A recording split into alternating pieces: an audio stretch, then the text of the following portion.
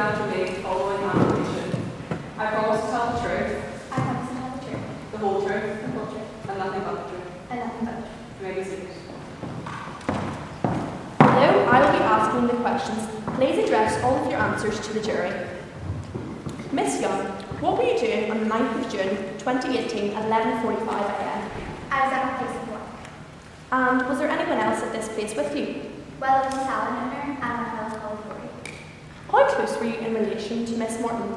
I was right beside her. And how well could you hear what was happening beside you? I could hear her very clearly. Can you tell the jury what happened beside you? Well, Lori had a client, which I knew her name was Jess, and they were talking quite enthusiastically about something, so I began to listen. And can you entail what you heard these two individuals say? Well, Jess said to Lori, "Trust me, how do you think I earned all this?" And Lori replied, "Are you sure I'm going to call?" How was Miss Morton's behaviour during this interaction? Well, she seemed excited. What is your name? My name is Lisa Farkas. And could you please tell the jury what your occupation is, Miss Farkas? I'm a bank clerk. Where were you on the 14th of June 2018? I was at the bank finishing off some paperwork. Could you please describe for the jury what happened at around 3:30 p.m. this day? Well, two people walked in and stood by the door. And can you tell the jury what these two people look like? Well, the one that walked in first was shorter, and she was wearing smart clothes, and the taller one was very tough looking and wearing a dark jacket. Can you explain what happened next? Well, they stood by the door for about 5 minutes talking to the voices. How were the pair behaving at this point? Pretty cool. What was your impression of their behaviour? Well, I thought they must be friends. The defence believed that Jess preyed upon Miss Martin's good character and the fact that she was in a public place where she would expect nothing untoward. Then, once Miss Martin realised the severity of the situation she had got herself into, she acted in response to a series of physical and emotional threats and acted obediently to save the life of herself and her family. Members of the jury, I would like to take this opportunity to explain to you the concept of duress. It is a defence within this case and states that Miss Martin only acted as she did, and she believed the life of herself and the life of her family to be in immediate danger. It is up for you to decide that Miss Martin acted as she did, and she genuinely feared for her life.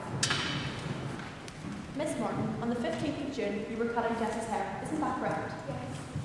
And you would say that Jess was a very glamorous woman. Isn't that right? Yes, she was. Is it correct to say that you would admire Jess? Yes.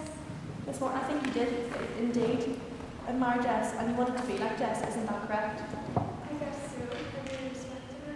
So therefore, Miss Morton, would I put it to you that you wanted to be like Jess with her luxuries, and you suspected that what you were doing wasn't legally correct, however you put it behind you because you were desired to be like Jess. Isn't that correct?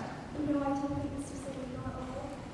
Miss Morton, isn't it correct that in your panic of committing this crime, you assumed that he was going to hurt you when realistically nothing was going to happen? I could have, either way I was terrified in the moment. Miss Morton, are you aware that the only witness to this alleged duress is the bank clerk, Misha Farkas? Yes, I am. And are you aware that Misha Farkas said that you did not appear to be acting under duress?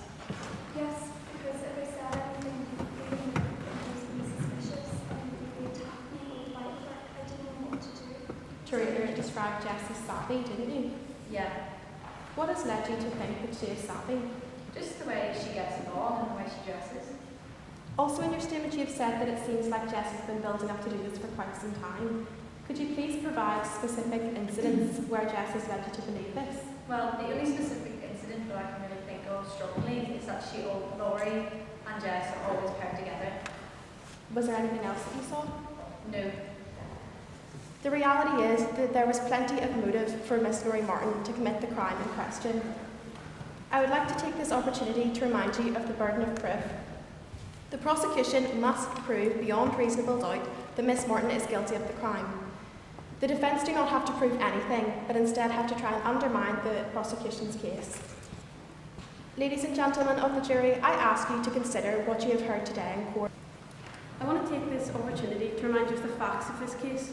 It is a fact that the prosecution can only be sure that Laurie Martin transferred money and withdrew money.